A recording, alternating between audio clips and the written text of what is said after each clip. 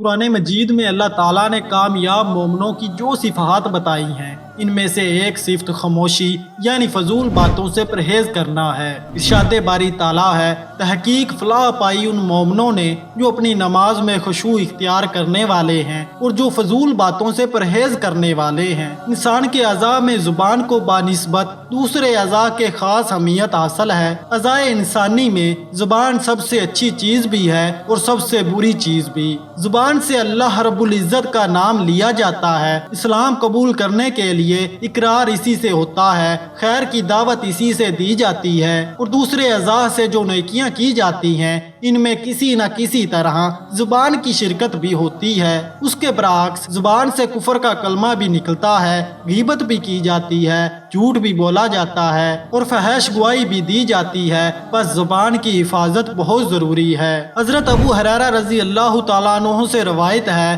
کہ خاتم الانبیاء سرور کائنات حضرت محمد مصطفیٰ صلی اللہ علیہ وآلہ وسلم نے فرمایا، بندہ اللہ کی رضامندی کے لیے کوئی کلمہ زبان سے کہہ دیتا ہے اور وہ اسے کوئی اہمیت نہیں دیتا مگر اس کی وجہ سے اللہ تعالیٰ اس کے درجات بلند فرما دیتا ہے، اور ایک دوسرا بندہ ایسا کلمہ زبان سے نکالتا ہے جو اللہ کی ناراضی کا سبب ہوتا ہے اور اسے کوئی اہمیت نہیں دیتا لیکن اس کی وجہ سے دوزخ میں چلا جاتا ہے۔ ضرورت سے زیادہ بولنا اور فضول باتیں کرنے کا انجام یہ ہوتا ہے کہ کبھی کبھی ایسی باتیں بھی زبان سے نکل جاتی ہیں جن سے بہت بڑے بڑے فتنے پیدا ہو جاتے ہیں اور شر و فساد کے طوفان کھڑے ہو جاتے ہیں۔ بہت سے لوگوں کو بے جان بولنے کی عادت ہوتی ہے، وہ خواہ مخواہ دنیا بھر کی فضول قصوں اور اپنی باتوں میں خود کو مگن رکھتے ہیں جن کا کوئی مقصد نہیں ہوتا۔ زیادہ بولنے والا اگر جائز بات بھی کر رہا ہو تو بولتے بولتے گناہوں میں مبتلا ہو جاتا ہے،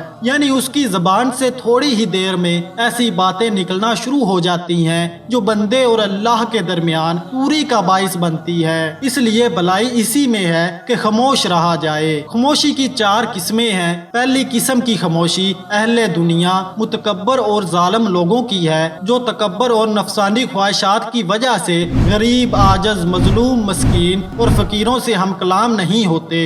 خاموشی کی دوسری قسم وہ لوگ اختیار کرتے ہیں جن کا مقصد اپنے عیبوں کو چھپانا ہوتا ہے۔ وہ خاموشی کی آڑ میں خود فروشی اور دکانداری کرتے ہیں لیکن ان کا باطن معرفت سے محروم اور پریشان حال ہوتا ہے۔ اس کی درویشی سراسر مکر و فریب ہوتی ہے۔ جان لو کہ ان کی خاموشی در حقیقت لوگوں کو پھنسانے کا جال ہے۔ تیسری قسم کی خاموشی ان لوگوں کی ہے جن کا قلب تفکر، ذکر، فکر، مراقبہ اور اللہ کی جانب متوجہ رہنے سے زندہ ہو جاتا ہے۔ یہ وہ قلب ہے جو اللہ سے پوستہ ہے اور اپنے قلب سے الہام کن فیکون کے پیغام حاصل کرتے ہیں اور وہ قرب رحمان میں جڑے ہوتے ہیں۔ خاموشی کی چوتھی قسم ان لوگوں کی ہے جن کی جان بے حجاب دیدار کی وجہ سے کباب ہو گئی ہے اور وہ خون جگر پیتے ہیں۔ یہ لوگ نفس، دنیا اور شیطان کو فراموش کر کے معرفت الہی میں مصروف رہتے ہیں اور طالب توحید الہی میں نور ذات کے دیدار سے مشرف ہوتا ہے۔ اس کے لیے اس طرح کی خاموشی فرض عین ہے اور اس کی یہ خاموشی اللہ کے ساتھ خلوت ہوتی ہے۔ بہت زیادہ بولنا بے معنی کلام رجعات کا پیش خیمہ ہے۔ ظاہری خاموشی کی ایک قسم اور بھی ہے جو بظاہر تو اتنی خطرناک نہیں لیکن باطنی ترقی میں رکاوٹ بن جاتی ہے۔ طالب بظاہر تو خاموش ہوتا ہے لیکن باطن میں اس کی سوچوں کا رخ مسلسل دنیا اور دنیاوی معاملات کی طرف رہتا ہے۔ اگر باطن میں اللہ سے گفتگو کر بھی رہا ہے تو صرف دنیاوی معاملات کے متعلق اور دنیا کے گلے شکوے چل رہے ہیں یا پھر دنیاوی خواہشات کا ذکر ہو رہا ہے۔ یونانی دانشور نے ایک شخص کو بہت زیادہ بولتے سنا تو کہا، اے فلاں، اللہ نے انسان کے لیے زبان ایک اور کان 2 بنائے ہیں تاکہ بولے کم اور سنے زیادہ۔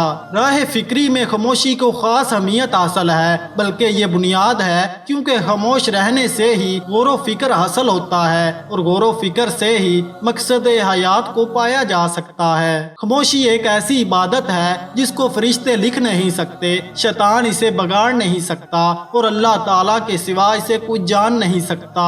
خاموشی کو ہی اپنا شعور بنانا چاہیے تاکہ انسان شرع زبان سے محفوظ رہے، کیونکہ اگر لوگ اپنی گفتگو سے غیبت، بہتان، تہمت اور جھوٹ وغیرہ نکال دیں تو باقی صرف خاموشی رہ جاتی ہے، جو کہ بہترین عبادت ہے۔ حاصل کلام یہ ہے کہ ہر حالت اور ہر صورتحال خاموشی اختیار کرنا بہتر اور نجات کا ذریعہ ہے، کیونکہ زبان کی آفتیں ان گنت ہیں اور ان سے بچنا سخت مشکل ہے، لہٰذا اس زبان کو بند ہی رکھا جائے تو بہتر ہے۔ کسی نے کیا خوب کہا ہے، زبان کی جسامت تو بہت چھوٹی ہے مگر اس کے گناہ بڑے بڑے ہیں۔ اللہ رب العزت ہمیں اچھی باتیں کرنے اور فضول باتوں سے بچنے کی توفیق عطا فرمائے۔